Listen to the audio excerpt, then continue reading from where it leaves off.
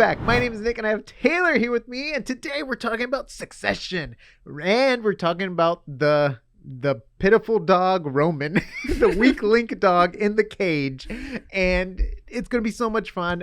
Is it gonna be fun? Maybe it will, but we've already covered Logan and Kendall, and we've done trailer reviews, and we're gonna be covering the show when it comes out. We're doing tons of character dives on Tom's coming up. We have one on Greg coming up. I think he's gonna take it all. But right now we're talking about the boy who sends certain kind of pics to his dad. Romulus. I like when he calls him Romulus. That's right. Yeah. So what are your overall thoughts on this man-child? Let me first do my little intro. Roman Roy is Logan's youngest son. Roman exudes the bravado and cockiness his father desires from a Waystar executive, but his immaturity and lack of focus have kept him from advancing within the company. That's Roman. That's Roman, yeah. And it's so funny, too, because like every time it seems like he's going to get close, he always messes it up. Yeah. And yeah, it's always like in shame. His life is shame, basically, too. And it's very interesting because he gets off on shame. He measures his success by shame at times. He's a very interesting kid. And he is a kid. I just looked. He's the youngest, right? Yeah, in the show, or like right now in the show, he's only 34, which is your age almost. Yes. Yeah, you just outed my age publicly to everyone. Yeah, he's your age. That's wild. Yeah, uh-huh. I mean, not in real life, but his character age. Yeah. That's so funny. Yeah, and it's so interesting too, because I also feel like he's the one that truly loves everyone too, deep down inside. I think he's the only one that actually goes like, "I love you, Dad." Like I think there was like times, and Logan's actually mocked him before for saying the love stuff too. He almost like plays on it like a weakness. It's like, "What are you doing?" You know, like I forgot the scene, but he was like, he almost gets mad at him, and then like whenever he shows love to Logan, it feels like Logan starts to cut him out, which he does to all of his kids. Wasn't there a quote like, he treats his loved ones like dogs, where he likes to kick them to see if they come back or something like that? Yeah. And I feel like that's like what he does to everyone around him. Mm-hmm. They'll kick him away to see if they come back. And Roman overall comes crawling back to Dad for the most part. He does, but I don't know if that'll be the case anymore. I feel like maybe he's been kicked for the last time. That's what they're making it seem like. Yeah.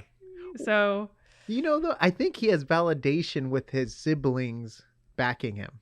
Yeah. Because the only time he's ever stood up to Logan was when he had his siblings backing him, basically.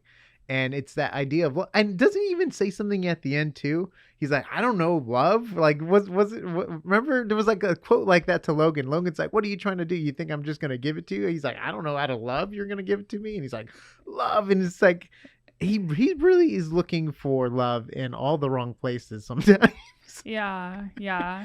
He definitely has mommy issues too. Kind of going back on what we were talking about with Kendall, is that we feel that each of the siblings have elements of like what Logan's looking for in a CEO. So I think like the description said, like Roman has qualities I think that could make him successful, but ultimately those weaknesses are just a little bit heavier than his strengths, and always kind of like get him on the outs with and I mean, he is also like you said, mommy issues. There's the whole time. Like Jerry, I feel like the writers might be going a little too hard into the Jerry thing. Like it's pretty funny / maybe not when it's getting a little bit into harassment territory. But that it is pretty funny, and I think people bring this up sometimes, that at the start of the show he was seemingly married with a child, and that just never came out again. That lady disappeared, and his kid, maybe it was her kid and that was a girlfriend, but it was just funny because it was like Roman just kind of brushed it off. In real life too, when you watch interviews of him, he's not like as vile as Roman, but he just does have that same kind of like charisma, and he just seems like he was made to be Roman. It's true. And what's bouncing off that point, I believe the off-camera chemistry he had with Jerry. Like they would see them, in between takes, and they would be like, "Oh, we got to write that into the show," like their chemistry and their like the romance joking around and stuff. So like that wasn't even an original idea. It later comes on like in the next season, in season 2 and 3, because of the way they were so good with their chemistry off of camera. They wanted to show it on camera. Yeah, and that's something that's really awesome with Succession, I think, that I've heard, that they are, the writers aren't gonna let the actors totally dictate what happens, but they do allow room in the writing for improv and for that natural chemistry, like with Tom and Greg, to kind of develop as a result of like the actors having chemistry. So I think that's another thing that makes the show really great. But Roman. And like the mommy issues, right? It's so interesting too. Well, I guess if we go back to the childhood, I think it was Tom's bachelor party where like he comes, you remember, it's like a wacky bachelor party anyways, but like Kendall's trying to make this deal, and Roman comes out talking about this story, how Kendall used to like lock him in a cage to be a dog. And then when Kendall confirms later on with Connor, they're like, no, you like that.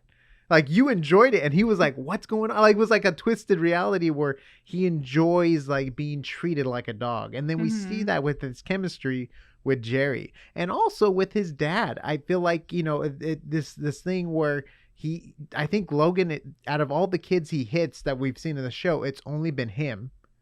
He physically like hits and abuses him, like treats him like a dog, quite literally feels like he kicks him around. And then also always questions Roman too.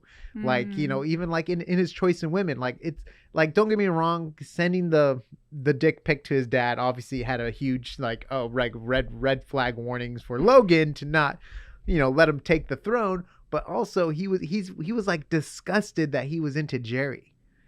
He was like, she's old. Like, he had like this very much of a disgust, which is funny because it's the opposite way for him. And what with his like relationships and stuff, like Logan is super old and he dates younger women. Yeah. But it was like, he was so disgusted, even to the moment where I think when they're on the boat, he was like, you got to straighten out. And it wasn't even like a drug issue or anything. He's like, he wants him to like date women his age. Like in his mind, that was like the appropriate thing. And it was like, it's so interesting. Yeah, I love the dynamic between Roman and Logan. I think it's so much fun. You bring up a really good point about when he physically hits him. And I think it's because Roman is like the only person in probably Logan's life, but certainly in the show, who will get to that same level as Logan. Like, where it's like just, there's the compilations of him just like screaming fuck off to people or bleep off to people. And like Roman's the only person who's like just screaming back at him. Like no one else would really, they'd be like,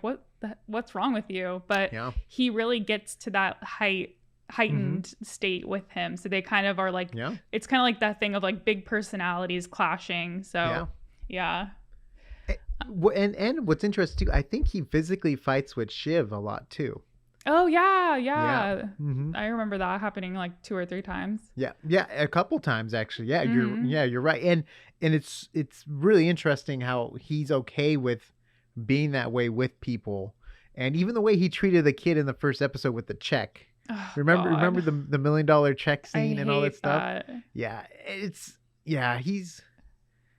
He has issues for sure. Don't get me wrong, they all have issues, but Roman, it's just like, even the way he has to get off on in general, like sexually, it's just really bizarre how he can't do it normally. It has to be this like humiliation of himself to actually find pleasure, which is sad. Like, it's sad that his character's like that. But then you really do see him care and love for his family, even to the point where Shiv, who really is the one going down the dark hole overall with her progression, I feel like she's the one that's going worse and going deeper and deeper.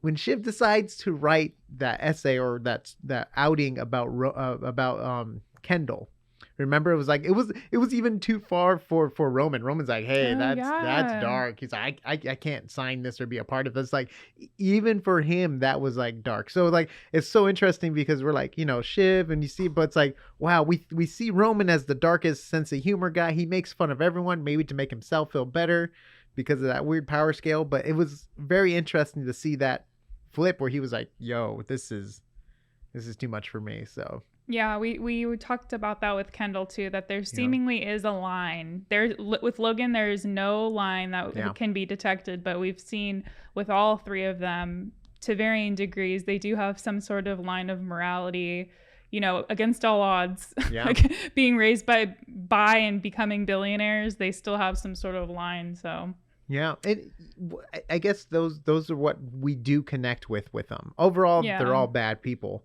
but we connect to that little sense of humanity that we see through them. That's our connection to a couple of these characters, not all of them.